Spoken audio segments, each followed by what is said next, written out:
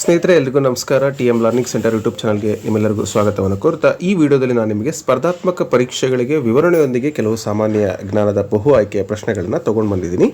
So ಇವು ನಿಮಗೆ GPST ಆಗಿರ್ಬೋದು, FD SD ಈ ಥರ ಎಲ್ಲ ಸ್ಪರ್ಧಾತ್ಮಕ ಪರೀಕ್ಷೆಯಲ್ಲಿ ಪತ್ರಿಕೆ 1ರಲ್ಲಿ ಸಾಕಷ್ಟು ಸಹಾಯವನ್ನು ಮಾಡ್ತವೆ. ಪ್ರತಿದಿನ 10 ಪ್ರಶ್ನೆಗಳನ್ನು ನಾವು ಕಲಿಯೋದಕ್ಕೆ ಪ್ರಯತ್ನ ಮಾಡೋಣ. ಇವು ನಿಮಗೆ ಎಲ್ಲೋ ಒಂದು ಕಡೆ ನಿಮ್ಮ ಒಂದು ಜ್ಞಾನವನ್ನು ಹೆಚ್ಚಿಸಲಿಕ್ಕೆ ಸಹಾಯ ಮಾಡ್ತವೆ ಅಂತ ಹೇಳ್ತಾ, ಸೊ ಬಿಡುವಿನ ವೇಳೆಯಲ್ಲಿ ಈ ವಿಡಿಯೋನ ಕಂಪ್ಲೀಟಾಗಿ ನೋಡಿ. ಸೊ ನಿಮಗೆ ಮೊದಲೇ ಆನ್ಸರ್ ಗೊತ್ತಿದ್ದರೆ ಅದನ್ನ ಗೆಸ್ ಮಾಡಿ. ಕೆಲವೊಂದು ಈಸಿ ಅನ್ನಿಸ್ಬೋದು, ಕೆಲವೊಂದು ಟಫ್ ಅನ್ನಿಸ್ಬೋದು. ಸೊ ಆದರೂ ಕೂಡ ಇವೆಲ್ಲದಕ್ಕೂ ಕೂಡ ಕಂಪ್ಲೀಟಾಗಿ ಒಂದು ಸಂಕ್ಷಿಪ್ತ ವಿವರಣೆಯನ್ನು ಕೊಡುವಂಥ ಪ್ರಯತ್ನ ಇಲ್ಲಿ ಮಾಡಲಾಗಿದೆ. ಸೊ ನೋಡ್ತಾ ಹೋಗೋಣ. ಪ್ರಶ್ನೆಗಳು ಹೀಗಿದ್ದಾವೆ.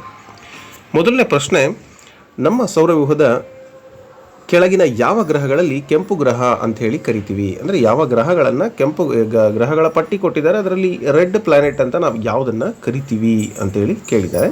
ಸೊ ಭೂಮಿ, ಶನಿ, ಗುರು, ಮಂಗಳ ಅಂತ ಕೊಟ್ಟಿದ್ದಾರೆ. ಸೊ ಸರಿಯಾದ ಉತ್ತರ ಯಾವುದು ಮತ್ತು ಯಾಕೆ ಅದು ಗೊತ್ತಿರಬೇಕು. ಸೊ ಭೂಮಿ ನಮ್ಮ ಗ್ರಹ, ನಾವು ವಾಸಿಸುವಂತಹ ಗ್ರಹ, ಜೀವ ಇರುವಂತಹ ಒಂದು ಏಕೈಕ ಗ್ರಹ ಅಂತ ಕರಿತೀವಿ. ಇನ್ನು ಶನಿ ಉಂಗುರ ವ್ಯವಸ್ಥೆಗೆ ಪ್ರಸಿದ್ಧಿ, ಅತ್ಯಂತ ಸುಂದರವಾದ ಗ್ರಹ. ಗುರು ಅತ್ಯಂತ ದೊಡ್ಡದಾದ ಗ್ರಹ. ಮಂಗಳವನ್ನು ನಾವು ಕೆಂಪು ಗ್ರಹ ಅಂತ ಕರಿತೀವಿ. ಸೊ ಅದಕ್ಕೆ ಎಕ್ಸ್ಪ್ಲನೇಷನ್ ನಿಮಗೆ ಸಿಗುತ್ತೆ. ಸೊ ಮಂಗಳ ಗ್ರಹವನ್ನು ಕೆಂಪು ಗ್ರಹ ಅಂತ ಯಾಕೆ ಕರಿತೀವಿ ಅಂದರೆ, ಮಂಗಳ ಗ್ರಹದಲ್ಲಿ ಮಣ್ಣಿನಲ್ಲಿರ್ತಕ್ಕಂತಹ ಕಬ್ಬಿಣದ ಆಕ್ಸೈಡ್, ಅಂದರೆ ಕಬ್ಬಿಣದ ಆಕ್ಸೈಡ್ ಇರುತ್ತೆ. ಸೊ ಈ ಒಂದು ಕಬ್ಬಿಣದ ಆಕ್ಸೈಡ್ನಿಂದ ಕೂಡಿದ ಮಣ್ಣು ಅಲ್ಲಿರುತ್ತೆ. ಈಗ ನಮ್ಮ ಮಣ್ಣು ಹೇಗಿದೆಯಾ ಅಲ್ಲಿ ಕೂಡ ಮಣ್ಣಿದೆ. ಸೊ ಹಾಗೆ ಅಲ್ಲಿ ಆ ಮಣ್ಣಲ್ಲಿ ಕಬ್ಬಿಣದ ಆಕ್ಸೈಡ್ ಹೆಚ್ಚಾಗಿರುತ್ತೆ. ಸೊ ಹಾಗಾಗಿ ಕಬ್ಬಿಣದ ಆಕ್ಸೈಡ್ ಕೆಂಪು ಬಣ್ಣಕ್ಕೆ ಕಾರಣ ಆಗಿರ್ತಕ್ಕಂಥದ್ದು. ಅದರಿಂದ ನಮಗೆ ಅದು ಕೆಂಪು ಗ್ರಹವಾಗಿ ಕಾಣಿಸ್ತಾ ಇದೆ. ಮುಂದಿನ ಪ್ರಶ್ನೆಯನ್ನು ನೋಡೋಣ. ಈ ಕೆಳಗಿನ ನಾಯಕರಲ್ಲಿ ಯಾರು ಅಲಿಪ್ತ ಚಳುವಳಿಯ ಸ್ಥಾಪಕ ಸದಸ್ಯರಲ್ಲಿ ಒಬ್ಬರಲ್ಲ? ಅಲಿಪ್ತ ಚಳುವಳಿಯನ್ನು ಸ್ಥಾಪನೆ ಮಾಡಿದರು, ಅದರಲ್ಲಿ ಸ್ಥಾಪಕರಲ್ಲಿ ಒಬ್ಬರು ಅದರಲ್ಲಿ ಸ್ಥಾಪಕರಲ್ಲ ಅಂತ. ಜವಾಹರ್ಲಾಲ್ ನೆಹರು, ಗಮಲ್ ನಾಸರ್ ಅವರು, ನೆಕ್ಸ್ಟು ಸುಕರ್ಣೋರವರು, ಜೋಸೆಫ್ ಸ್ಟಾಲಿನ್ ಅಂತ ಕೊಟ್ಟಿದ್ದಾರೆ 4ನೇ ಆಯ್ಕೆ. ಸೊ ಯಾರು ಅಲ್ಲ ಅಂತ ನಾವು ನೋಡೋದಾದರೆ, ಸೊ ಸರಿಯಾದ ಉತ್ತರ ಜೋಸೆಫ್ ಸ್ಟಾಲಿನ್. ಯಾಕೆ ಅಂತ ನಾವು ನೋಡೋದಾದರೆ, ಜೋಸೆಫ್ ಸ್ಟಾಲಿನ್ ಅವರು 1961ರಲ್ಲಿ ನೆಹರು, ನಾಸರ್ ಮತ್ತು ಸುಕರ್ಣೋ ಮತ್ತು ಇತರರು ಸ್ಥಾಪಿಸಿದಂಥ ಅಲಿಪ್ತ ಚಳುವಳಿಯ ಸ್ಥಾಪಕ ಸದಸ್ಯರಾಗಿರಲಿಲ್ಲ. ಹಾಗಾದರೆ ಅಲಿಪ್ತ ಚಳುವಳಿಯನ್ನು ಸ್ಥಾಪನೆ ಮಾಡಿದವರು ಯಾರು ಅಂತ ನಾವಿಲ್ಲಿ ನೋಡೋದಾದರೆ, ಅಲಿಪ್ತ ಚಳುವಳಿ ಸ್ಥಾಪನೆ ಆಗಿ 1961ರಲ್ಲಿ ನೆಹರು, ನಾಸರ್ ಮತ್ತು ಸುಕರ್ಣೋ ಮತ್ತು ಇತರರು ಅದನ್ನು ಸ್ಥಾಪನೆ ಮಾಡ್ತಾರೆ. ಆದರೆ ಜೋಸೆಫ್ ಸ್ಟಾಲಿನ್ ಅವರು ಸ್ಥಾಪನೆ ಮಾಡಲಿಲ್ಲ. ಸೊ ಕೆಲವೊಮ್ಮೆ ಸ್ಥಾಪಕರು ಯಾರು ಅಂತ ಕೂಡ ಕೇಳೋ ಸಾಧ್ಯತೆ ಇರುತ್ತೆ. ಹಾಗಾಗಿ ನೀವು ಅಲಿಪ್ತ ಚಳುವಳಿ ಬಗ್ಗೆ ಹೆಚ್ಚಿನ ಮಾಹಿತಿಯನ್ನು ತಿಳ್ಕೋಬೇಕು. ಮುಂದಿನ ಪ್ರಶ್ನೆ, ಸಿಂಧೂ ಕಣಿವೆಯ ನಾಗರಿಕತೆಯು ಇದರ ಮುಂದುವರಿದ ಭಾಗಕ್ಕೆ ಹೆಸರುವಾಸಿಯಾಗಿದೆ. ಸೊ ಯಾವುದರ ಒಂದು ಮುಂದುವರಿದ ಭಾಗ ಸಿಂಧೂ ಕಣಿವೆ ನಾಗರಿಕತೆ ಅಂತ ಕೇಳಿದರೆ, ಸೊ ಆಪ್ಷನ್ಸಲ್ಲಿ ಏನೆಲ್ಲ ಕೊಟ್ಟಿದ್ದಾರೆ ನೋಡೋದಾದರೆ, ಕೃಷಿ, ವಾಸ್ತುಶಿಲ್ಪ, ಔಷಧ, ಲೋಹಶಾಸ್ತ್ರ ಅಂತ ಕೊಟ್ಟಿದ್ದಾರೆ. ಅಂದರೆ ಸಿಂಧೂ ಕಣಿವೆ ನಾಗರಿಕತೆಯು ಅದರ ಮುಂದುವರಿದ ಭಾಗಕ್ಕೆ ಹೆಸರುವಾಸಿಯಾಗಿದೆ. ಸೊ ಯಾವುದರ ಮುಂದುವರಿದ ಭಾಗ ಸಿಂಧೂ ಕಣಿವೆ ನಾಗರಿಕತೆ ಅಂದರೆ ವಾಸ್ತುಶಿಲ್ಪಕ್ಕೆ ಸಂಬಂಧಪಟ್ಟಂತೆ ಬರುತ್ತೆ. ಹಾಗಾದರೆ ಈ ವಾಸ್ತುಶಿಲ್ಪ ಸಿಂಧೂ ಕಣಿವೆ ನಾಗರಿಕತೆಯಲ್ಲಿ ಬಂದಂಥದ್ದು ಅತ್ಯಂತ ಒಂದು ಆಧುನಿಕವಾದಂಥ ಯೋಜನೆ. ಅದರಲ್ಲಿ ವಾಸ್ತುಶಿಲ್ಪ ಇರ್ಬೋದು ಮತ್ತು ನೀರು ನಿರ್ವಹಣಾ ವ್ಯವಸ್ಥೆಗಳಿಗೆ ಹೆಸರುವಾಸಿಯಾಗಿದೆ. ಇದು 3300ರಿಂದ 1300 BCಯಲ್ಲಿ ಇದ್ದಂತಹ ಒಂದು ನಾಗರಿಕತೆ ಅಂತ ನಮಗೆ ಗೊತ್ತಿರಬೇಕಾಗುತ್ತೆ. ಮುಂದಿನ ಪ್ರಶ್ನೆ ನೋಡೋಣ. ಭಾರತೀಯ ಸಂವಿಧಾನವು ಎಷ್ಟು ಭಾಷೆಗಳನ್ನು ಅಧಿಕೃತ ಭಾಷೆಗಳಾಗಿ ಗುರುತಿಸುತ್ತದೆ?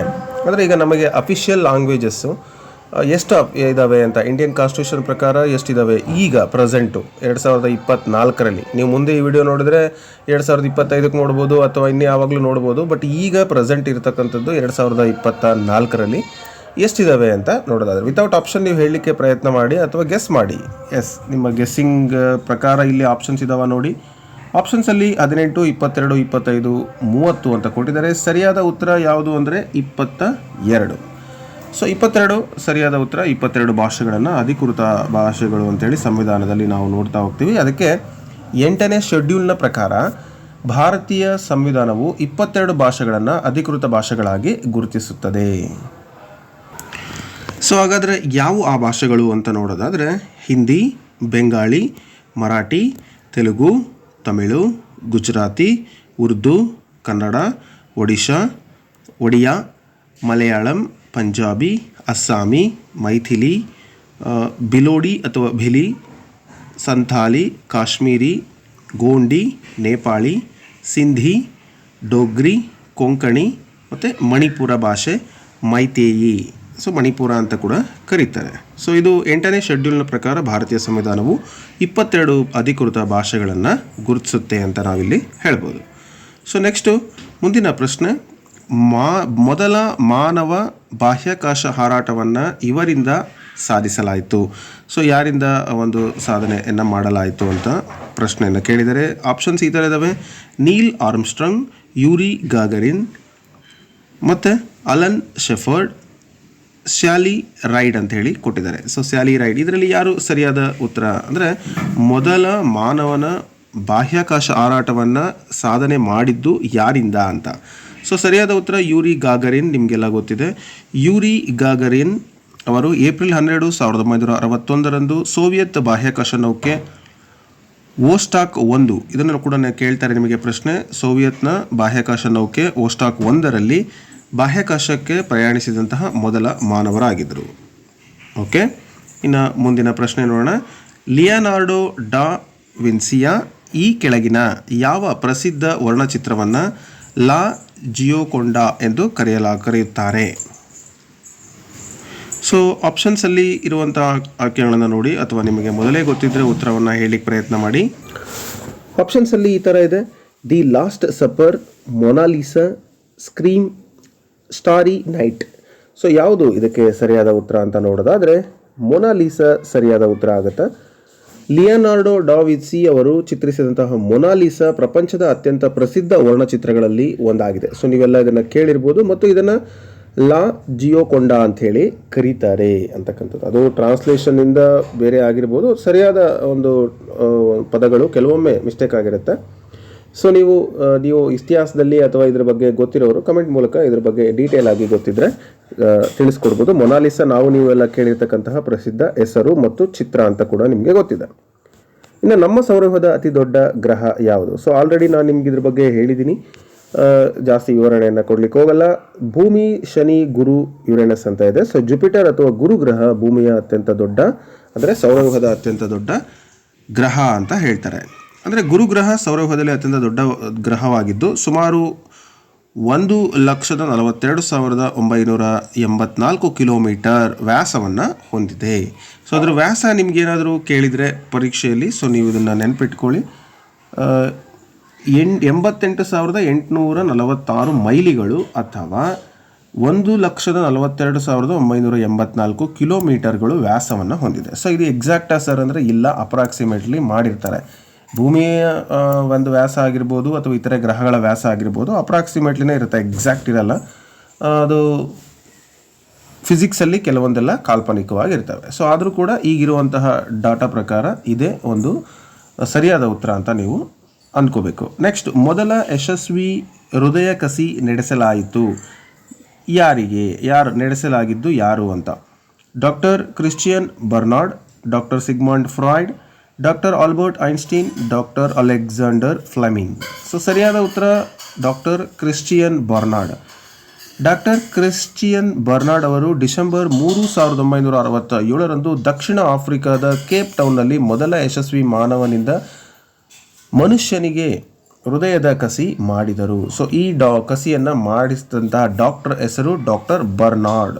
ಸೊ ನೆನಪಿಟ್ಕೊಳ್ಳಿ, ಇದು ಯಾವಾಗ? 1967 ಡಿಸೆಂಬರ್ 3ನೇ ತಾರೀಕು. ಪುರಾತನ ನಗರವಾದ ಪೆಟ್ರಾ ಯಾವ ಆಧುನಿಕ ದೇಶದಲ್ಲಿದೆ? ಪುರಾತನ ನಗರವಾದಂತಹ ಪೆಟ್ರಾ ಅಂತಕ್ಕಂಥದ್ದು ಯಾವ ದೇಶದಲ್ಲಿದೆ? ಈಜಿಪ್ಟು, ಜೋರ್ಡಾನ್, ಇಸ್ರೇಲ್ ಮತ್ತು ಟರ್ಕಿ ಅಂತ ಕೊಟ್ಟಿದ್ದಾರೆ. ಸರಿಯಾದ ಉತ್ತರ ಜೋರ್ಡಾನ್. ಪೆಟ್ರಾ ಬಂಡೆಯಲ್ಲಿ ಕೆತ್ತಿದ ಪುರಾತನ ನಗರ, ಆಧುನಿಕ ಜೋರ್ಡಾನ್ನಲ್ಲಿ ಮತ್ತು ಒಮ್ಮೆ ನಬಾಟಿಯನ್ ಸಾಮ್ರಾಜ್ಯದ ರಾಜಧಾನಿಯಾಗಿತ್ತು. ಸೊ ಇದು ನಬಾಟಿಯನ್ ಸಾಮ್ರಾಜ್ಯದ ರಾಜಧಾನಿಯಾಗಿತ್ತು. ಇದು ಇರ್ತಕ್ಕಂಥದ್ದು ಜೋರ್ಡಾನ್ನಲ್ಲಿ, ಆಧುನಿಕ ಜೋರ್ಡಾನ್ನಲ್ಲಿ ಇದೆ ಅಂತಕ್ಕಂಥದ್ದು. ನೆಕ್ಸ್ಟು, ಪ್ರಸಿದ್ಧ ಸಂಗೀತ ಗುಂಪು ದಿ ಬೀಟಲ್ಸ್ ಯಾವ ನಗರದಿಂದ ಬಂದಿದೆ? ಸೊ ದಿ ಬೀಟಲ್ಸ್ ಅಂತಕ್ಕಂಥದ್ದು ಯಾವ ನಗರದಿಂದ ಬಂದಿದೆ? London, Liverpool, Manchester, Birmingham. So ಸರಿಯಾದ ಉತ್ತರ ಲಿವರ್ಪೂಲ್ ಅಂತಕ್ಕಂಥದ್ದು. ಬೀಟಲ್ಸ್ ಇತಿಹಾಸದಲ್ಲಿ ಅತ್ಯಂತ ಪ್ರಭಾವಶಾಲಿ ರಾಕ್ ಬ್ಯಾಂಡ್ಗಳಲ್ಲಿ ಒಂದಾಗಿದೆ. ಅಂದರೆ ಅತ್ಯಂತ ರಾಕ್ ಬ್ಯಾಂಡ್ಗಳಲ್ಲಿ ತುಂಬ ಫೇಮಸ್ ಯಾವುದಪ್ಪ ಅಂತಂದರೆ ಬೀಟಲ್ಸು. 1960ರಲ್ಲಿ ಇಂಗ್ಲೆಂಡಿನ ಒಂದು ಲಿವರ್ ಪೂಲ್ನಲ್ಲಿ ಇದು ರೂಪುಗೊಂಡಿತ್ತು ಅಂತೇಳಿ ಹೇಳ್ತಾರೆ. ಸೊ ಇದಿಷ್ಟು ಇವತ್ತಿನ ಒಂದು ರಸಪ್ರಶ್ನೆ ಕಾರ್ಯಕ್ರಮ ಕ್ವಿಜ್. ಸೊ ಈ ಒಂದು ಎಲ್ಲ ಕ್ವಿಜ್ ಕ್ವಶನ್ಸ್ಗಳು ನಿಮಗೆ ಕಾಂಪಿಟೇಟಿವ್ ಎಕ್ಸಾಮ್ಗೆ ಬರ್ಬೋದು. ಮೋಸ್ಟ್ ಎಕ್ಸ್ಪೆಕ್ಟೆಡ್ ಅಥವಾ ರಿಪೀಟೆಡ್ ಇಂದ ಬೇರೆ ಬೇರೆ ಎಕ್ಸಾಮ್ಗಳಲ್ಲಿ ರಿಪೀಟ್ ಆಗಿರುವಂಥ GK ಕ್ವಶನ್ಸ್ ಆಗಿದ್ದಾವೆ. ಇವೆಲ್ಲ ಪ್ರಶ್ನೆಗಳು ವಿವಿಧ ವಿಭಾಗಗಳಿಂದ ತೆಗೆದುಕೊಂಡಂತಹ ಪ್ರಶ್ನೆಗಳು. ನಿಮಗೆ ಇಷ್ಟ ಆದರೆ ಲೈಕ್ ಮಾಡ್ಬೋದು. ಸೊ ಇದೇ ಥರದ ವಿಡಿಯೋಗಳು ನಿಮಗೆ ಬೇಕು ಅಂತ ಹೇಳಿದರೆ ಕಮೆಂಟಲ್ಲಿ ಎಸ್ ಯೂಸ್ಫುಲ್ ಕಂಟಿನ್ಯೂ ಅಂತ ಹೇಳಿ ನೀವು ಕಮೆಂಟನ್ನು ಮಾಡಿ. ಸೊ ನೀವು ಕೂಡ ಇನ್ನಷ್ಟು ಪ್ರಶ್ನೆಗಳಿಗೆ ಉತ್ತರವನ್ನು ಕೊಡೋ ಪ್ರಯತ್ನ ಮಾಡಿ. ನಿಮ್ಮ ಹತ್ರ ಏನಾದರೂ ಪ್ರಶ್ನೆಗಳಿತ್ತು, ಒಂದು ಒಳ್ಳೊಳ್ಳೆ ಕ್ವಶನ್ಸ್ ಇತ್ತು ಅಥವಾ ಕ್ವಶನ್ ಪೇಪರ್ಗಳಿತ್ತು ಅಂದರೆ ಅದಕ್ಕೆ ಎಕ್ಸ್ಪ್ಲನೇಷನ್ ಬೇಕು ಅಂದರೆ ಸೊ ನೀವು ನನಗೆ 8123441226 ನಂಬರ್ಗೆ ವಾಟ್ಸಪ್ ಮೂಲಕ ಅದನ್ನು ಕಳಿಸ್ಕೊಡಿ. ಸೊ ನಾನು ಅದನ್ನು ರೆಫರ್ ಮಾಡಿ ನನಗೆ ಗೊತ್ತಿರೋಷ್ಟು ವಿವರಣೆಯೊಂದಿಗೆ ನಿಮಗೆ ವಿಡಿಯೋನ ತಿಳಿಸ್ಕೊಡ್ತೀನಿ ಅಂತ ಹೇಳ್ತಾ ಮುಂದಿನ ವಿಡಿಯೋದಲ್ಲಿ ಮತ್ತೆ ಭೇಟಿಯಾಗ್ತೀನಿ. Thank you so much. Have a nice day.